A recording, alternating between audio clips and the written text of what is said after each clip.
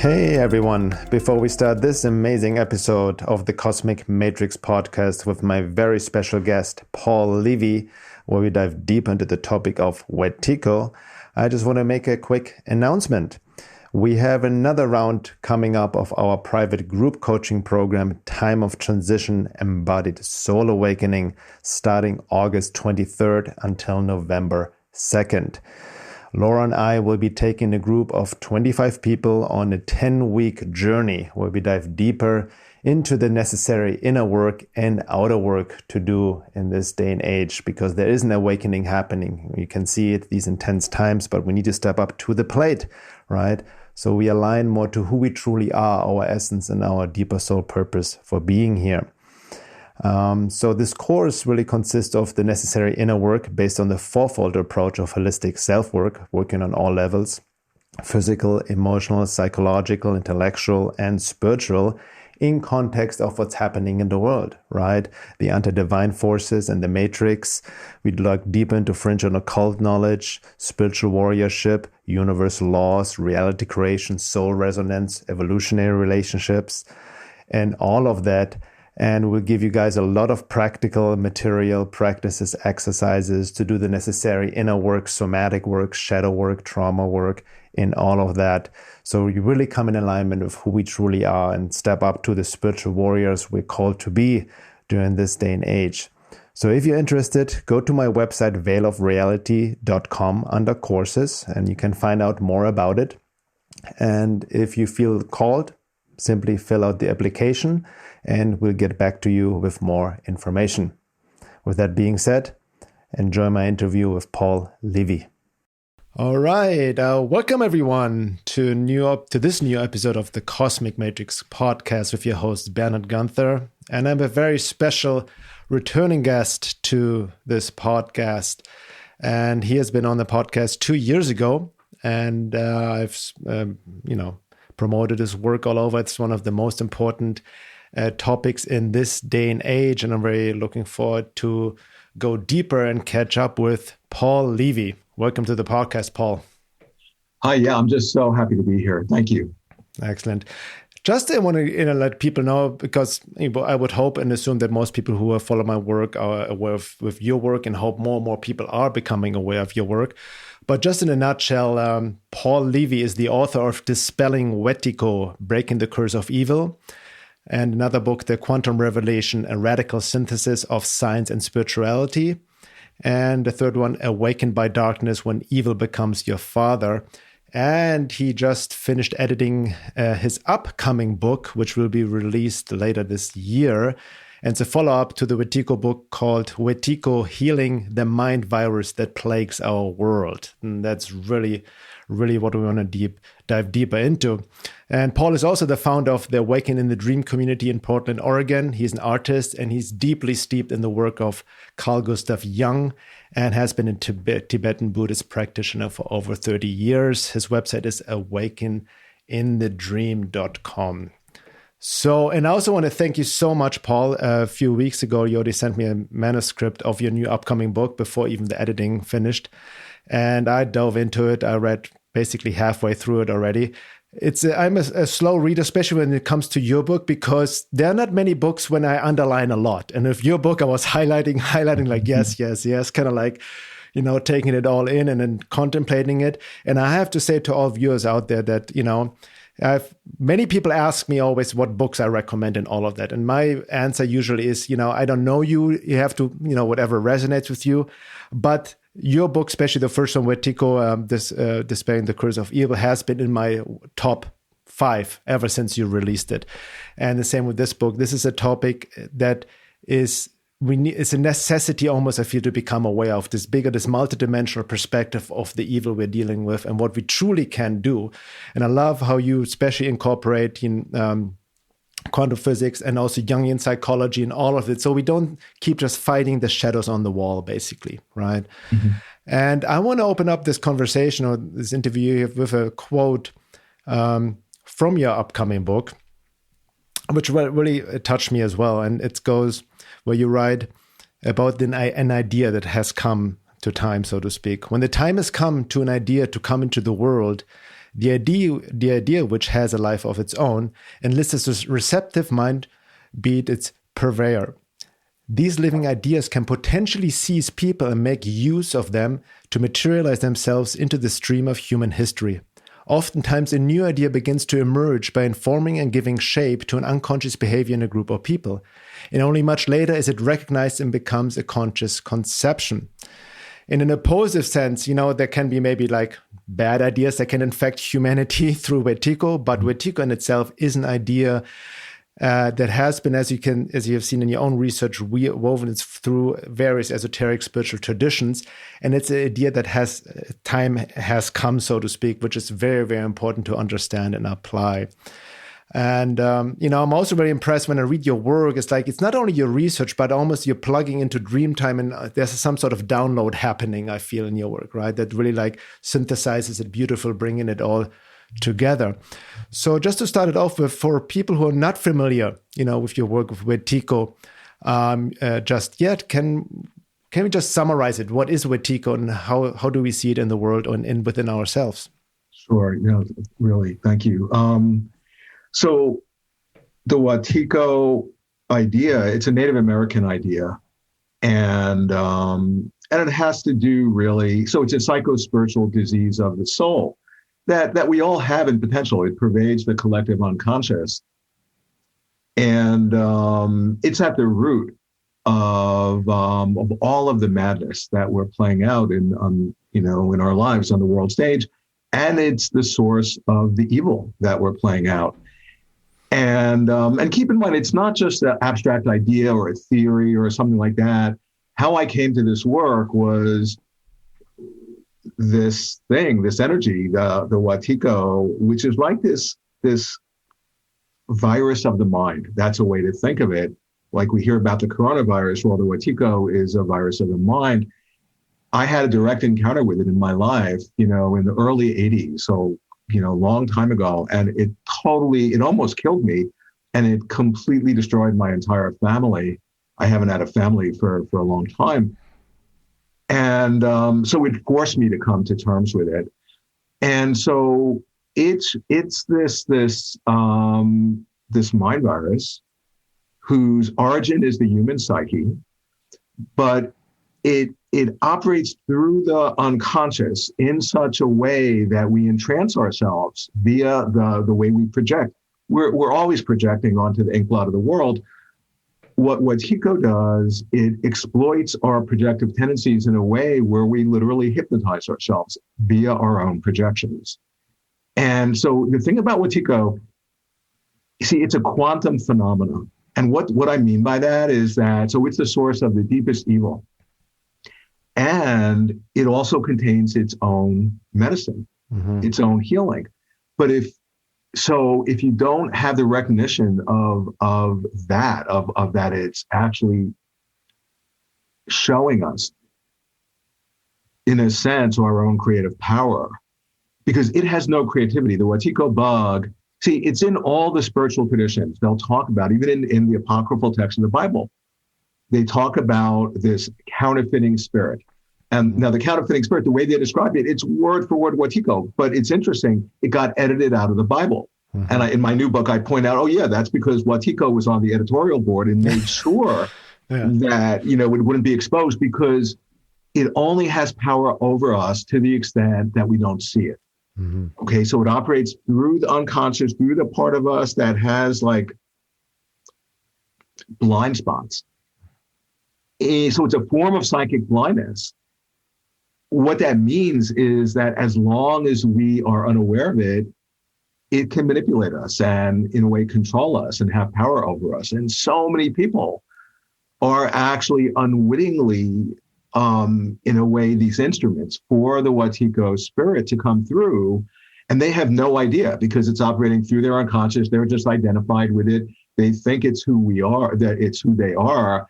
And the whole while there's some sort of other energy that has, in a way, really taken over them in a way that they've become possessed, so that they become the vector, they become the instrument which acts it out. Now, the thing about Wetiko, it's a psychedelic idea in that, I mean, it's very activating to the psyche. It's because its origin is in the psyche, and the means through which we try to understand it is the psyche. But what I mean particularly is that it's an inner disease of the soul that actually expresses itself through the medium of the outside world. Mm-hmm. So it's as if this inner disease of the soul somehow is able to magically extend itself out into the outer world and configure events in the world so as to express the state of a psyche that's under its thrall. Right. Now that's amazing, because what I'm describing is that the outer circumstance in our world is actually reflecting the inner condition of the psyche. Mm-hmm. And what does that remind us of? That's when we have dream at night. Mm-hmm. What is a dream? But it's our inner process that's actually externalized and projected out, and then we don't realize it, and then we actually become entranced by our own psyche, thinking we're experiencing an objective separate universe, but it's actually we're inside of our psyche. Yeah. So one of the ways to begin to recognize Wetiko is to begin to see the dreamlike nature.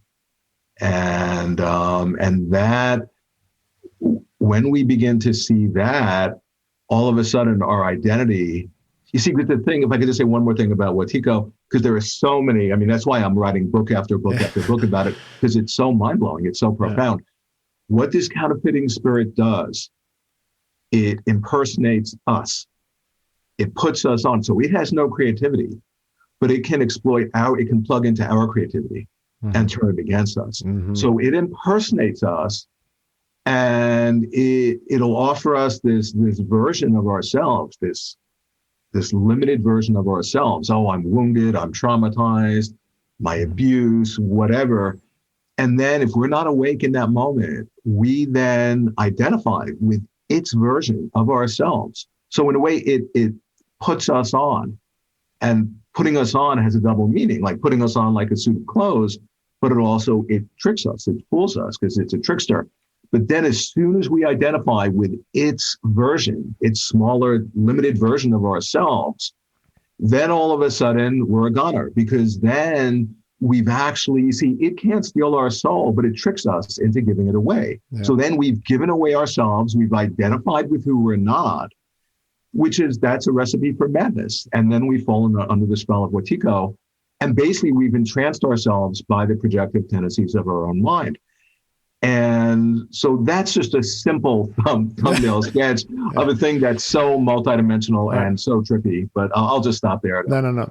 Yeah. No, but it really, I want to quote another excerpt from your upcoming book, because it's really so hard to spot. Like you said, it's like a counterfeit spirit, you know what I mean? In a sense. Yeah. So it kind of, and uses us in many other ways. It uses our creativity to work through us. And we, people who know familiar with my work know that we can be used, as Sri Aurobindo talked about, the occult hostile forces, right? Which you have a whole chapter as well, the anti-divine forces, right?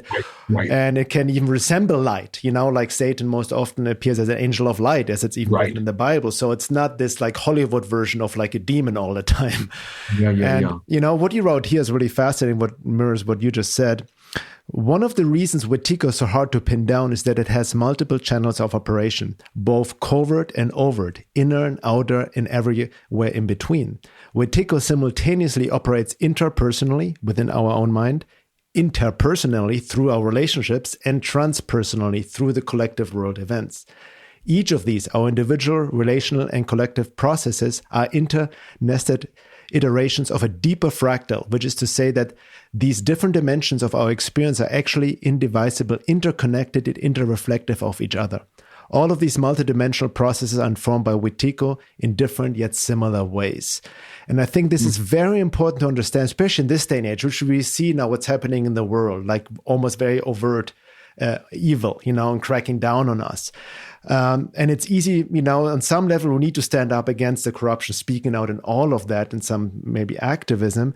But at the same time, we must not forget this interconnectiveness, right? And I think that the disease of the psyche, what we're seeing out there, the darkness out externally, is also a mirror of our unconscious own inner darkness, in the sense, right? And that's where you beautifully tie this whole Wetiko disease into Jungian psychology, right? Yeah, To yeah, really yeah. like what we see right now is like the darkness being made conscious in the outer world because we have ignored it within ourselves. So my question is, the ultimate old question of what is evil Yeah, in a yeah, sense, yeah. right? And its role, because as you explained, there's a certain paradox, as all of us have experienced when we really sincerely in this process of awakening, like you said, Wetiko is the disease, but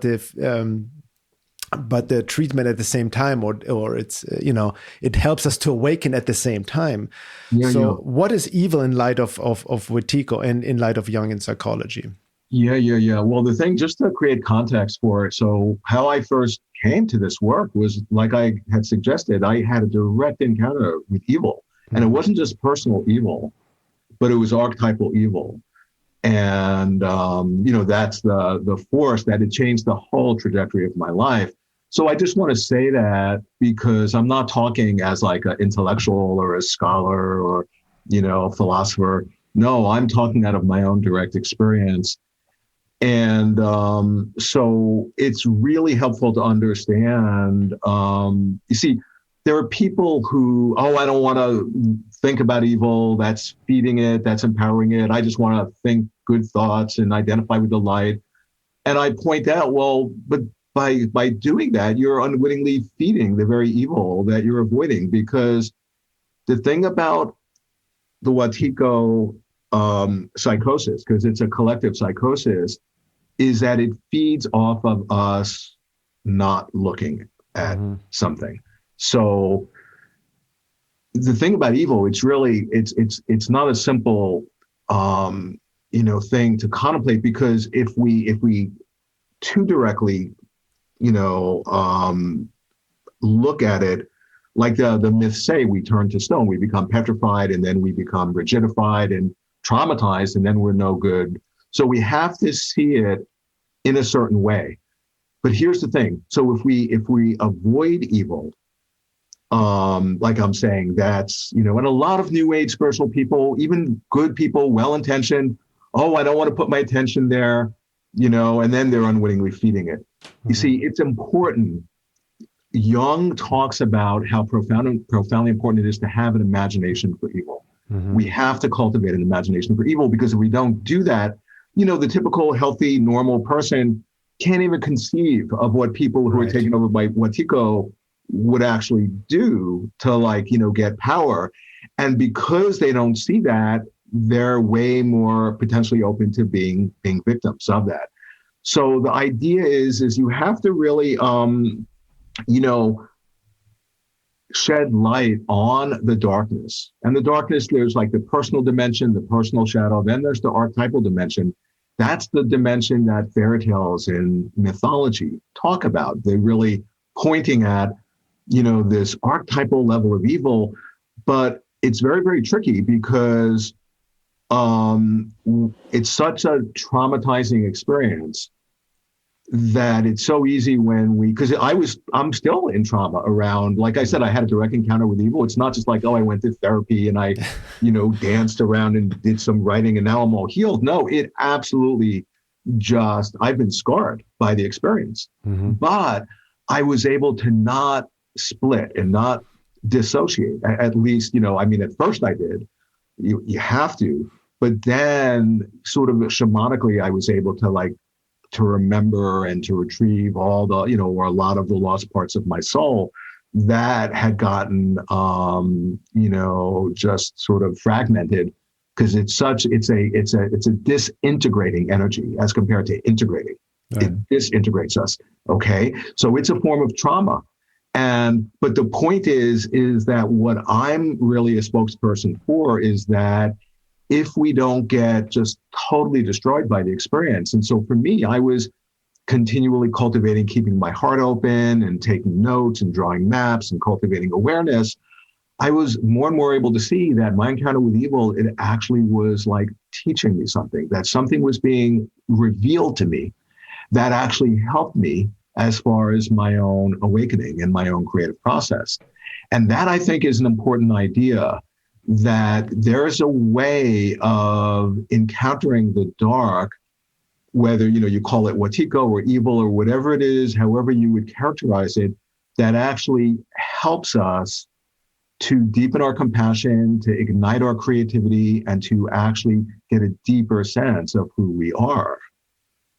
So, let me just stop there, but I'm happy, because it's something, I mean, my friends joke about it, but it's like my favorite topic, cultivating, contemplating evil. It's like, because it's such an incredible, if you contemplate in a certain way, it can really activate your awakening. Let's put it that way. No, that's excellent. Let's stay on this topic, because I think it's very important. And you said rightly so. There's a lot of pop spiritual New Age teachings that tell you just focus on the light, ignore the dark, because of some sort of the oversimplified application of quantum physics. If you focus on it, you create it right away in all these distortions, right? But when we keep an eye from it, and that's, I think, a lot of these teachings, as you mentioned, even stuff haven't been taken out of the Bible, have been distorted on purpose to let evil go its way. You know what I mean? So we have to understand that as well. But it's really fascinating this day and age, because what's happening, and you wrote this before, that, with people who are under the thrall of Wetiko, you cannot reason with people. That's why we can, even in this day and age, so many people are almost like frustrated. I see my friends and others, why people cannot see the deception and all of that, because you cannot reach people by information and facts alone. It's not possible. You cannot reason if somebody's taken over by Wetiko, right? And like, you're right. First of all, the entry point is not only blind spots, but there, traumas, wounds, conditioning, all of that. That's where these forces, this Wetiko tags into and then takes over, right? But, the question is, why do people keep a blind eye on evil? So on one hand, is because they deny evil because of the New Age pop spiritual teachings. And other, like you just said, they cannot even conceive of it. They cannot recognize it. Would you fair to say that it's only possible to truly see evil in the world, what's operating, if you're more in touch with your own inner darkness, if you contemplate your evil, your own potential for evil, basically, right? Yeah. That's key. What you just said is really key. To the extent that any of us is really doing our work and really in touch with our potentiality for evil. And I'm not just talking the personal shadow, but the archetypal shadow, and see, oh my God, who hasn't acted out their unconscious? We all have, so, but the idea being that to see that potentiality for evil in us, that when we really get that and own that to whatever degree we do, that empowers us to be able to see the evil in the world. And you see, one thing I want to go back to, though, one of why it's so hard for people to see evil is that, for example, to the extent that we've bought into the system, we're all we're complicit with the evil that's playing out, or in a family system, if there's somebody who's playing the role of the abuser. Right. And, and I'm not conflating them as being evil. it's a role, but it's an energy that's coming through them. They're the instrument to have that evil energy come into the field. And typically the family, configures to protect the abuser, to turn the blind eye towards the abuse and all that. And then when the person who's seeing it, and I'm talking, I was this person in my family, so I'm talking from my own experience, when the person is trying to shed light on the evil, typically the whole family system, and think of the family system as, our species, they protect the abuser because it's traumatizing to see the evil, because then you have to realize, oh, I was in collusion with it. And that's like such a traumatizing experience that people would rather choose to turn the blind eye and to demonize the whistleblower, as compared to dealing with that level of pain that's entailed from the trauma of recognizing, oh my God, I was in bed with evil. I was unwittingly, with the best of intentions, colluding with evil. Right. That makes a lot of sense. It's the ultimate cognitive dissonance, basically, protecting themselves from the ultimate disillusionment and facing the lies they've been feeding and believing, what I mean? Or even the unconscious guilt that may come up. Oh my God, what have I done? I've been complicit all along. Exactly. It's all of those things. It's the unconscious guilt. It's the trauma. It's like facing the lies that we've believed and that we've been like, perpetrating on people. Yeah. Yeah. It's fascinating because it's so fascinating to watch that people go like, and you wrote this explicitly in your first book on Wetiko as well, that people go along with an agenda that is ultimately from an objective, reasonable perspective against their best interest. The ultimate Right. Stockholm syndrome. That's really how Wetiko works, right? Yeah. No, people under, it's so trippy. People under the spell of Wetiko, they will. So on the one hand, for one characteristic, they'll accuse people of doing the very thing that they're unconsciously doing. So that's one of the features. One other feature is that, you act out in a way that's against your best interest. And that's where, like, the thing about Wetiko, it underlies, like, when people have an addiction or, trauma. Because think about addiction. You, like, have an awareness before you act out. Oh, this is, I'm going to be sorry when I do this, but then you do it for the immediate rush or whatever reason. And then afterwards, it's like, wow, I feel all, screwed up and unhappy and all that. And there's no one else who did that. You did that to yourself. So it's as if your own creative energy, instead of creating something constructive that's in service to you, it's actually getting turned against yourself in a way that's killing you. And that's getting played out writ large on the world stage, because our species, we're enacting collective suicide. I mean, the Wetiko epidemic is a collective psychosis. We are killing ourselves. And it blows me away that it's not just on the headlines of every, paper every day, pointing at, wow, how come we're doing that? Yeah. No, that's the fast. I mean, it's becoming more and more obvious in the sense, and I see right now, as we touched upon in the beginning, there are more and more people falling into the psychosis, becoming agents of Wetiko, right? Being hijacked. And you said it beautifully. We see it in all the esoteric occult traditions as well. These occult forces, these archonic forces, Wetiko, whatever you may want to call it, they don't have any creativity themselves. They need to hijack our own creative potential. And you made a really important point there. We become possessed this vessel for this Wetiko virus and use our creativity against us. That's literally what's happening, right? In the only way we need to regain our creativity, which means to connect to our true self, who we truly are, our God-given spirit, right? Which is behind all the armor of our trauma, our wounds, our shadow aspect, and all of that, because that's where Wetiko tags into. Like my wife and I, we call right now what's been happening in the world like a trauma installment program, right? Of the so-called Matrix, right? Because the Matrix operates on the fear frequency. It's always this projected fear, which gives these open gates for Wetiko to come in and take people over into this mass psychosis. Right? Yeah. Could I just say one? Because what we're talking about is this is so important. So one way to express what you just said, Bernhard, is that we are these creative beings. We have this immense creative agency and power. But to the extent that we're asleep or under the spell of Wetiko, we don't know that. And here's an example. So say if you're at night, you're sleeping in this dream, you're having a dream, and whatever point of view you're holding in the dream is instantaneously the experience of the dream is just instantaneously reflecting whatever perspective you're holding, because the dream is nothing other than your own mind.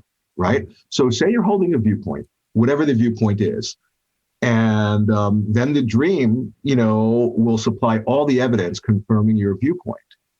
So then you have all the evidence that you need. Oh, well, my viewpoint is correct because, I have all the proof I need. So then you become even more entrenched in that viewpoint.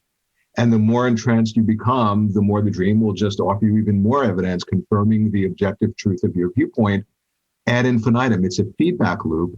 That self-perpetuates, where you will literally hypnotize yourselves thinking that your perception of what you're seeing in that dream objectively exists and is actually that you're seeing what's accurately there. But the point is, your creative power, that's the source of the dream, that's the dreamer of the dream, is actually turning against itself in a way that you're hypnotizing yourself via your own creative power. And that, in essence, is one way of describing the Wetiko virus, is that it somehow plugs into our the incredible power we have to create our experience moment by moment. Mm-hmm. But it's somehow, to the extent we're not, kind of in a way connected, consciously connected with that creative agency, it gets turned against us in a way that's killing us. But here's the thing, the Wetiko, I don't want people hearing this to get afraid, going, oh, Wetiko sounds really scary and it's, going to kill us or whatever, because Wetiko doesn't even exist. There's no such thing as Wetiko. It has no independent existence at all because it's not separate from our own consciousness. Right. Okay. It like this, it just has, it just doesn't exist intrinsically, independently, and yet it can kill us. You see, that's the paradox, because that's pointing at that we have this incredible, you see, the source of, all of the crises, every single one, the very root source of the solution, for the solution and for the problem, but for the solution is for us to tap into our creative agency. And to the extent we're not doing that, and it's just like a dream. If you're not connected with your creative power in a dream, well, what are you're going to dream up dreams where like the powers that be, the state, are going to pick up and take over your creative power and turn it against you. Yep. That's what's happening in the waking dream. And that's reflecting back to us. We, to the extent that any of us, and particularly when one person connects with their creative agency and connects with other people who are also in connection with their creative power, and they connect with other people, that's where we can get in sync and in phase with each other in a way where we can really, that's when all bets are off. That's when we can change the dream, the waking dream. Yeah. And that's the cure right there, because it's very tricky in this day and age. And I'm also navigating. Sometimes I can fall into my own, externalizing everything, and we need to kill all the psychopaths. God damn it! What I mean? Like this, Me too, just totally. It's like I feel my wife. She made a meme like at one point is like being upset and let's start a revolution and get rid of all the the elite and whatnot. And then the other side of me, everything is happening as it's supposed to be in light of the evolution of consciousness. We all won, right? Which is true from the higher perspective. But the key point is, what's interesting. We also this program of the victim blame is happening. We also being disempowered and putting into this victim stance that something or somebody's doing something to us, right? Mm-hmm. That in itself is very disempowering, because as you said, rightly so, we need to step up to be creative, to build something new, to have a new vision, to create something new. So it's kind of like two ways. So at some point we don't want to ignore evil. We need to become aware of it, face it, but similar like Sri Aurobindo said, become aware of the occult forces, but don't dwell on it. Don't give it too much importance. Know their modus operandi, their game, to use it for your own spiritual development, to make the darkness conscious within yourself, but don't dwell on it. And I see too many people, I think that's what's happening a lot. I see in people, especially just waking up and are not engaged in any sincere inner work. They've easily fall into, and that's Wetiko working itself. They focus on evil, but then they get lost on it. They fall into doom and gloom and hopelessness, and like, oh my God, and project all these worst case doom and gloom scenarios into the future, which is only works for Wetiko, right? Yeah. Then they're a minion for Wetiko if they fall into that pessimistic point of view or the despair or the depression, because they're not realizing their own incredible power. Yeah. So if they're holding a pessimistic point of view, by being a dream, this being the dream, the universe is going to offer them all the evidence to confirm their pessimism, which makes them even more fixed in their pessimism. There's that feedback loop where then they will create the very world which confirms the objective truth of their pessimism. And, another way of saying that is, they've unwittingly become an instrument for Wetiko, And what you're saying, I just want to, it's so important that, we don't want to become overly sort of spending too much time contemplating evil or fascinated by it. Not at all, because that's actually to be feeding it, or to be reacting against it, thinking we're fighting it in a certain way because it feeds off of polarization. Right. But when we actually see its game, like you were saying, and see how it works, and then we realize as sovereign beings, we get to choose how we place our attention. and we can actually then invest our attention in creating the world we want to live in, that perspective, that vaporizes Wetiko. Yeah. And I think that's what's happening in the world right now, the silver lining, because I see some sort of splitting happening, even in a natural way. There's much to be said about what I call level of being and soul individualization, and where everybody is at in their spiritual, quote, evolution, because with 7-8 billion people on the planet, yes, we are one, but we're not all the same. So everybody you can bring karma into it and all of that. Who knows about deeper soul lessons, right? But what I've seen the silver lining, a lot of people started to question their lives, maybe like going back to Wetiko being the disease but the cure at the same time, it has broken down a lot of people. People lost their businesses and whatnot. But at the same time, as many people, even though they lost things, help to actualize themselves. And, like in the sense of like, right. Now I'm like, okay, now I'm questioning my life. Now I'm taking my life into my own hands, self-responsibility, go on a new path and really, become decentralized more, create community, create a new system. So I think that's really the silver lining in a sense. Yeah. Well, that's exactly right. Because one way, you see, there are all these ways of describing Wetiko, and one way is that it's a misidentification of who we think we are. If we're identified with a separate self, then we're under, and so many people are, and then we're reinforcing it on each other. That's to be under the thrall of Wetiko. So what you're pointing at is with the pandemic, the silver lining is that, there are more and more people who are having the recognition that we don't actually exist as a separate self, but we're actually interconnected, interdependent with each other. And that's to potentially have this expansion of identity, to actually see, oh, wow, who I am is not just this limited ego, but actually is way, bigger. Yeah. And not separate from other people. And then the energetic expression of that realization is compassion.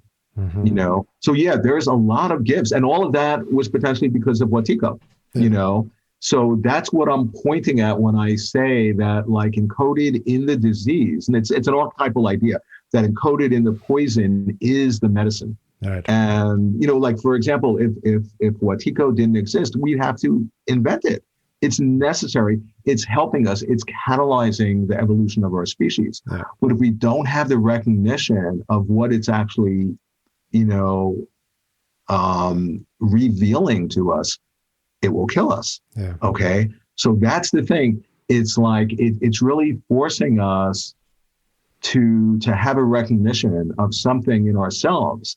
Yes. So the thing about Wetiko, think about it like a dream. It's this dreamed up phenomena. We collectively have dreamed up the Wetiko psychic epidemic that's playing out and informing all of the insanity that's playing out in the world, but it's actually revealing something to us. Yeah. And that's my whole work right there.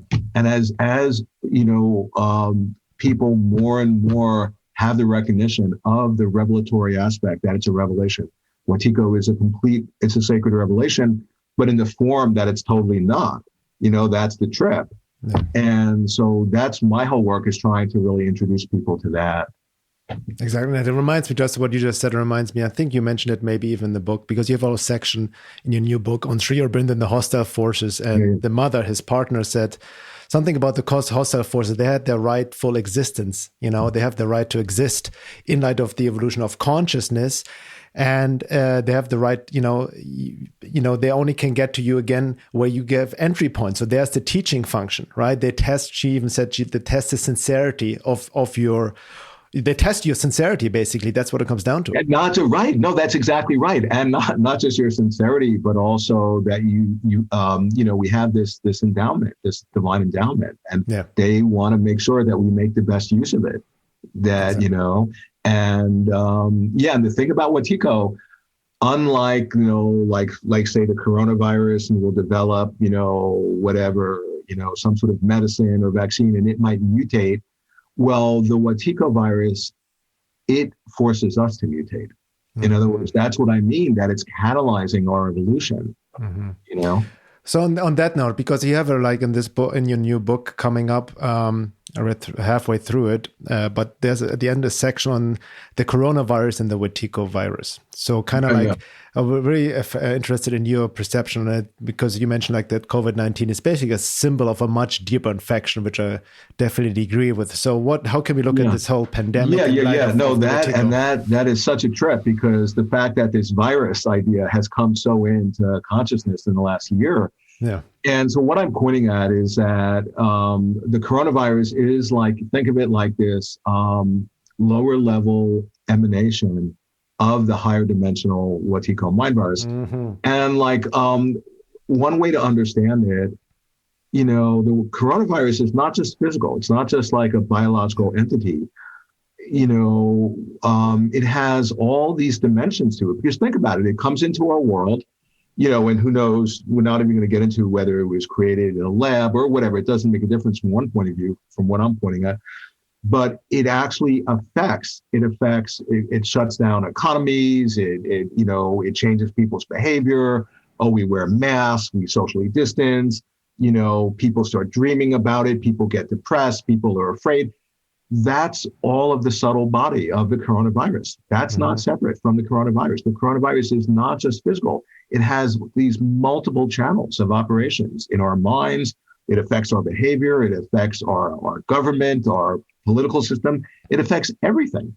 It affects what we do day to day in our lives over the last however many, over a year. And the point is that when you have that realization, you discover that all of those changes in behavior, whether it's, with new laws or, we can't congregate in large, or we have to wear a certain thing or not wear a certain thing, or get a vaccine or not get a vaccine, all of that goes through the psyche. In other words, the psyche is at the root of how this coronavirus, which is not just physical, but has multiple channels of operation, how it actually impacts on us and on the world is, getting channeled and expressed through the human psyche. The human psyche is the arena of Wetiko. Mm-hmm. And so the point is that, you see, one of the things that I mentioned earlier in our talk today was that the Wetiko virus, that it's actually or like one way, I think what I said is a way of seeing the Wetiko virus is to recognize the dreamlike nature. Well, the thing about it is that the Wetiko like psychosis is actually showing us the dreamlike nature. Like people over the pandemic have been walking around going, oh, it's surreal. This is so surreal. Yeah, it's easier to recognize the dreamlike nature. That's one of the gifts of the coronavirus, And so the point is that when you actually see the dreamlike nature, you see this universe is quantum in nature, and in a quantum universe, there's no separate parts. There's not separate parts interacting. No, it's all one. And so what I'm pointing at is that into the dream, into the waking dream comes the coronavirus, and think about all the effects like I've been describing. All of those are not separate, and what you begin to understand when you recognize this as a quantum world, and this is like very, like a dream, is that there's no difference between the physical reality and our consciousness. That's what quantum physics has discovered. I wrote a book about quantum physics where I'm basically saying it's empirically showing us, it's proven that we're having a collective dream. And in a dream, there's no like physical reality separate from mind. No, they're indistinguishable, Yeah. And so, I mean, we're actually beginning to go down this rabbit hole where it's what I mean when I say Wetiko is a psychedelic, because when you begin to actually see Wetiko in a certain way and what it's actually telling us, all of a sudden it's like then the psychedelic takes effect and you have an incredible expansion of consciousness, and it unlocks this incredible creative energy. Yeah. That's our nature. Yeah. No, that's amazing. So that really reminds me, going back to the coronavirus, COVID-19. And there's many things, like you said, who knows? It's a bioweapon now. Is it real, natural? There's even talk about questioning germ theory versus terrain theory. It's actually a real virus to begin with. We can go back to questioning all of modern medicine. But the key point, what you bring it to the next level, to not just look at it materially, but from a quantum, metaphysical, multidimensional level. Because regardless of what the truth on a material level is, a virus, yes or no, bioweapon, yes or no, this idea has been implanted into us, right? By the powers that be, and fear frequency and propaganda. So a lot of it, I feel, even there may be a quote unquote, who knows about the statistics and the PCR tests, and there's a lot of things to be questioned, and all of a sudden the flu is not here anymore. But, I've made that case even a year ago when I wrote an article, also quoting Sri Aurobindo and others from the metaphysical aspect, the forces of illness, that we create the illness. We feed it through this, dreamlike nature, right? Of, we can literally create disease in that sense, of believing in it, of giving it more power, of feeding into the fear frequency, right? Yeah. Well, that's exactly it. I mean, if we're afraid, because Wetiko feeds off of fear. Yeah. And if we're afraid of Wetiko, then we're investing it with power over us. Yeah. So all of this, you see what's playing out, because in my work, I continually point at to contemplate this as a dream, and then to interpret it from the symbolic, point of view, because, the symbols are the language of dreaming. Yeah. And, all of what's playing out is actually completely 100% reflecting back to us our incredible creative power. That, if we're identified, like I was saying before, with a separate self, or out of fear, or we become entranced by this as objective, and we're just passive observers who are helpless, and just, we're just like the witnesses as compared to active participants who are creating it. Whatever the point of view we have about the nature of the world and our place in it and who we are, that instantaneously gets reflected back by the power of our dreaming. Mm-hmm. And that's what we're unconscious of. And that's what I'm pointing out. That's what the coronavirus, that's what all the fascist forces, the powers that be, or when you actually have the realization, that's what all of them, when you interpret it like a dream, you see, oh, that's what they're reflecting. They're all expressions and reflecting back to us our unconscious, divine, creative power. Yeah. And to the extent we don't know it, we're going to dream up a world like we're in. Exactly. But then, just like a recurring dream, if we don't get the message, then the recurring dream happens in more and more amplified form and more of a nightmare until we actually awaken and get what the message is. That's the nature of our situation right now. Yeah. Yeah. That reminds me also of another great analogy you made in the new book, the vampire analogy to Wetiko. And I want to just quote another expert from your upcoming book. We become susceptible to falling under the spell of a vampire when we turn a blind eye towards our own darkness, which renders our shadow invisible to us. We can recognize a vampire if we haven't shed light on our own darkness. Our unilluminated darkness means there's part of us that lives in darkness just like the vampire. The part of us that's just like the vampire can't see its own reflection, just like a vampire casts no reflection in the mirror, which is why we aren't able to more easily recognize the vampiric aspect of Wetiko. The speck of our own shadow gets in the way of our ability to see Wetiko, in addition to obscuring our light. So we, like you mentioned, we get caught up in almost like a time loop, so to speak, right? Yeah. And the vampire thing, I mean, I know that one really well, because when I said, earlier today, I had a direct encounter with archetypal evil. I mean, it was like a vampiric figure, that destroyed my family, that almost killed me, but it actually was my, like this initiation. But the thing about a vampire, when you think about it, it has no independent existence. It doesn't have life on its own side. It needs to feed off of like this living creature, right? So in a way, it's like death taking on life, and it appears as if it's alive. But the point is that that's a description of Wetiko, that, it's like a parasite. And if you think about it, like a parasite gets in us, or like tapeworm would be another example. The tapeworm secretes chemicals in our brain that we start, I want to eat this food, and we start actually feeding the tapeworm, and it grows bigger. And all the while we think we're feeding our own appetite, but we're actually feeding this entity that's in us, and it grows bigger and bigger until it kills us. But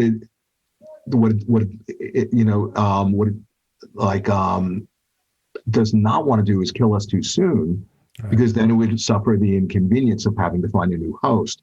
Yeah. So what I'm describing, whether it's a tapeworm, a parasite, a mind virus, or the vampire, all of those are pointing at, all mythologies and fairy tales, when, they are pointing at this sort of like dynamic, that's Wetiko. And, and so then, the question of how do you really kill that vampire or free yourself from that energy, and in a way that's what, and it has to do with you stop feeding it and you start feeding yourself, right. And then it has no food. Yeah. And then you starve it. Exactly. It's very interesting what you mentioned. I want to go deeper into that in the second hour. You are, with the food analogy, you think these are your desires, your wants, your needs, right? But it's infused by the parasite. Similar nowadays, there are certain ideologies and beliefs and ideas people are infected with and becomes very self-righteous about, and they think this is the right thing, this is my own thing, but they have been inserted externally by this psychosis, Wetiko mind virus, right? And then they become the servants for that. That's exactly right. I see that, I'm sure we both see that. It's so, it's all over the place. People, there'll be an idea, there'll be a particular point of view, and they'll just attach to it, or it'll attach to them, and then they'll become identified with it. Yeah. And then they'll have this righteous point of view that they're in possession of the truth. And without having any awareness that they are just an instrument for maybe some other energy that's not them. And they're just being, it's like a puppet on a string. They're just being controlled and manipulated in that way. And you see, it's because of that, to reflect back to them, their state, the nature of what they've fallen into, that's where there's such an edge. Because if they had the courage to see the depth of darkness that they had unwittingly fallen into with the best of intentions, thinking they're helping people, it would be so traumatizing for them. That's the trauma that I was talking about, that there's a counter incentive that's built into that process where they'd rather not self-reflectively become aware of that, but yet they just double down. And that's what we see. And when people like that, and particularly when they connect with each other, then there's the collective psychosis, because they create like this impenetrable, like sort of like energy field around them. It's like a group entity, literally. Like what? Like a group entity, with tentacles. Yeah. It's like a group entity, right? And any reflection of their insanity or their unconsciousness gets repelled or gets turned to confirm their viewpoint in a perverse way. So there's no getting in with evidence or facts or anything like that. And that's what I'm describing. That's a collective psychosis. Yeah. And that's a way of describing like what's happening to our species. The collective psychosis by these Wetiko infected groups and whatnot is almost, you can link it to narcissistic abuse or gaslighting and all of that, right? Because you're being felt mad that something is wrong with you, right? And put the doubt back to yourself.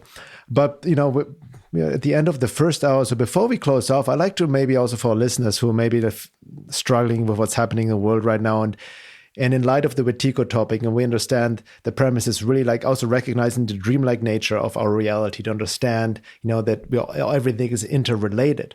And number two, that the darkness outside is a reflection of our own unrecognized darkness within. That's where Jungian psychology comes in, basic shadow work and all of that. But I know you work with a lot of people one-on-one and whatnot. Mm-hmm. So do you have any, especially this day and age when right now, some practical advice for our listeners, how to deal with Wetiko and the darkness in the world and within their own psyche?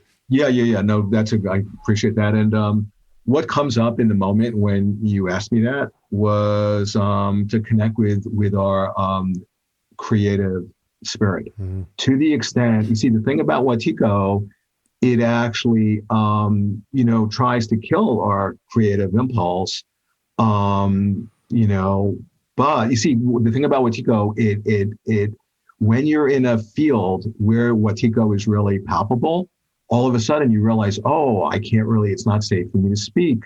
I have to self-censor. There's censorship in the field, and I don't feel, safe to just fully express myself. So then I have to edit. Well, all of that's feeding Wetiko.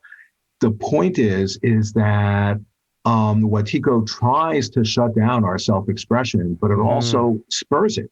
It also potentially ignites it.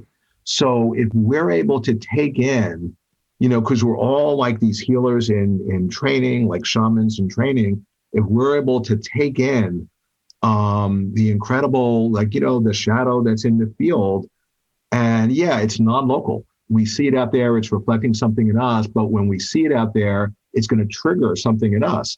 And then what do we do with, being affected in that way by being triggered? Do we dissociate?